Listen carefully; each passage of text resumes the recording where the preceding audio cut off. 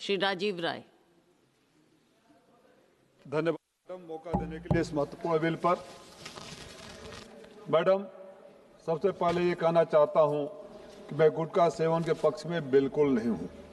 महात्मा गांधी ने कहा था कि नशे की कोई भी चीज मन शरीर दोनों को नुकसान पहुंचाती है, इंसान को सोचने समझने की शक्ति को कम करती है और उसके अंतरात्मा को भी कमजोर कर देती है। इस बात से मैं पूरी तरह सहमत हूं और शायद यही वजह है कि मैंने भी अपनी व्यक्तिगत जिंदगी में आज तक शराब, सिगरेट, पान, गुटखा का सेवन नहीं किया। इसे थोड़ी जोर से बोल सकता हूं कि आगे वाली लाइन क्या है।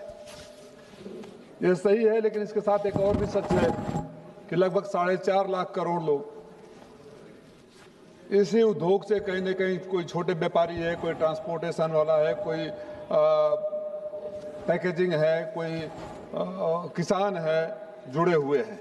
तो जब हम इस तरह का कोई कानून बनाते हैं तो ये भी देखने की जरूरत है कि इसका असर उन करोड़ों परिवारों पर न पड़े।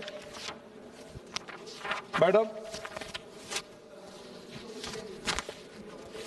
सेस किसी समस्या का समाधान नहीं है और सेस को स्वास्थ्य से जोड़ना, सेस को आंतरिक सुरक्षा से जोड़ना, तो हमारी आंतरिक सुरक्षा गुटखे के सेस से अगर डिपेंड हो जाएगी तो भगवान ही मालिक है। हमारे इनकम टैक्स से 4% हेल्थ और एजुकेशन का तो लगता है, तो फिर ये सेस क्यों? और सेस में ये भी स्पष्ट नहीं है कि कितना हेल्थ में जाएगा, कितना आंतरिक सुरक्षा में जाएगा। कैग की रिपोर्ट बोलती है, समाजवादी पार्टी विपक्ष की नहीं, कि 3,70,000 करोड़ रुपए सेस के अभी तक ट्रांसफर नहीं हुए। पिछले 6 सालों में 48,000 करोड़ रुपए कैग के अनुसार माध्यमिक और उच्च शिक्षा के मद में ट्रांसफर नहीं हुए हैं। 37,000 करोड़ रुपया स्वास्थ्य के लिए जो ट्रांसफर करना था वो ट्रांसफर नहीं हुए हैं। आप जो अभी तक पैसा इकट्ठा किया है उसको ट्रांसफर नहीं करते हैं। और ये सेस पर गुटखा पर तो बहुत सारे राज्यों में बैन लग चुका है, वर्ल्ड के कई देशों में बैन लग चुका है। हमारे यूपी बिहार में चलता है, गरीब परिवार भी जुड़े हुए हैं। और अगर आप बड़ी ईमानदारी से स्वास्थ्य को मजबूत करना चाहते हैं तो मैडम, मैं आपसे निवेदन करूंगा, बोलने से पहले हमारे पूर्वांचल के ही माननीय सांसद जी चेयर पर थे, पूर्वांचल की मंत्री जी भी बैठी हुई थी, तो मुझे लगा कि जो बोलने जाऊंगा उन बातों से वो भी सहमत होंगी, लेकिन शायद वो अपने अंतरात्मा को बोझ तले दबा नहीं सकते, सच सुन नहीं सकते, आईना देख नहीं सकते, इसलिए उठ कर चले गए। किसी ने कहा है कि जाने क्यों जो बड़े अहम होते हैं वो बड़े बेरहम होते हैं।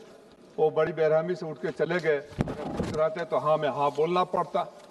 स्वास्थ्य का हाल ये है कि पूर्वांचल के खासतौर से जिस हम इलाके से आते हैं, आप स्वास्थ्य सुरक्षा की बात करते हैं, आयुष्मान कार्ड मैं कई बार बोल चुका, जिन परिवारों में 6 लोग से कम है उनका आयुष्मान कार्ड नहीं बनता है।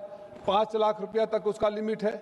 जिस परिवार को में गंभीर बीमारियां हो जाए, उदाहरण के लिए कैंसर, मैंने स्वास्थ्य पिछले बजट में भी बोला था कि कैंसर के मरीज खास तौर से, और हमारे यहाँ जो आर्सेनिक वाटर है उसके वजह से जो मरीज बन रहे हैं, कैंसर जो बढ़ रही है, पूर्वांचल में जाइए, हमारे यहाँ का छोड़ दीजिए, माननीय प्रधानमंत्री जी के बनारस में जाइए, बीएचयू के सामने और टाटा के सामने सड़कों पर कैंसर के मरीज पड़े होंगे। मैंने अपने बाप को खोया है मैडम, उनको गले का कैंसर हो गया था, उनको लेकर बनारस के अस्पतालों में गया, बेंगलोर तक के अस्पतालों में गया, 1-1 लाख रुपए का इंजेक्शन विदेश से मंगा के लगाना पड़ता था। तो जिन परिवारों में कैंसर जैसी बीमारी हो जाती है उनकी सुरक्षा का, तो जो स्वास्थ्य सुरक्षा का पैसा ही आप नहीं दे रहे हैं, इसका जो पहले का बकाया है, तो उनके बारे में चिंता कौन करेगा? अगर स्वास्थ्य के प्रति मैडम आप निश्चित रूप से चिंतित है तो जो हमारे जैसे प्रदेश, उत्तर प्रदेश में स्वास्थ्य माफिया काम कर रहा है, जहाँ कफ सिरप पिलाकर बच्चों को मार दिया जा रहा है, 1 साल तक वो महिला भटकती रही है, FIR दर्ज नहीं हुआ, ऐसे विषयों पर कौन सोचेगा? खाली टैक्स लेने के लिए अगर आप स्वास्थ्य की बात करते हैं, आप अस्पतालों में चले जाइए। मैंने अपने लोकसभा में दिशा के बैठक में उठाया, हमारा 1 महीना में 4-5 महिलाओं की मौत हो गई। फर्जी डॉक्टर इलाज करते हैं, बोर्ड लगा दिया जाता है क्योंकि किसी का संरक्षण प्राप्त है दिल्ली में, बड़े बड़े डॉक्टरों का नाम लिख दिया जाता है और सड़क छाप डॉक्टरों से इलाज करा दिया जाता है। जब मैंने आवाज उठाई दिशा के बैठक में तो छापे मारे जाने लगे, पैरासीटामॉल बेचने वालों को उठा के बंद किए जाने लगे, और आज भी शिक्षा माफिया, स्वास्थ्य माफिया के संरक्षण में फर्जी दवाएं बिक रही है, फर्जी अस्पताल चल रहे हैं, फर्जी नर्सिंग होम चल रहे हैं।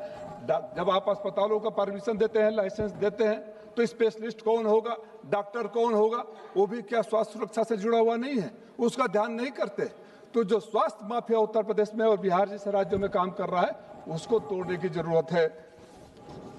जो पैसा है वो प्रारंभिक जो लिया गया था सेस का पैसा प्रारंभिक शिक्षा में था, माध्यमिक शिक्षा के लिए था, वो पुराने पैसे अभी तक नहीं गए हैं, राज्यों को नहीं मिले हैं। और हालात क्या थे, हमारे यहाँ स्कूलों को बंद करने का पेयरिंग के नाम पर 5-5 किलोमीटर दूर स्कूल कर दिए गए। अरे जो पहले बोल रहे थे उनको भी मना कर दिए होते, पहले वो 370 पर चले गए बीजेपी के, तो ये लाइसेंस मिला है क्या? खाली बीजेपी के लोग बोलेंगे, सच्चाई बर्दाश्त नहीं होती। नहीं, सच्चाई बर्दाश्त नहीं होती। मैडम आपने सुना 370 पर बहस हो रही थी, चाइना और पाकिस्तान पर बहस हो रही थी। इसलिए आईना दिखाता हूं तो इनको झेल नहीं पाएंगे। आईना ये है कि माफिया काम कर रहा है, सत्ता के संरक्षण में काम कर रहा है, सरकार के संरक्षण में काम कर रहा है, पैसा नीचे से ऊपर पहुंचता है। और यकीन ना हो तो मैं चुनौती देता हूं माननीय मंत्री जी को, चलिए हमारे साथ बनारस प्रधानमंत्री के इलाके में देखिए, आप आंतरिक सुरक्षा को उससे जोड़ रहे हैं,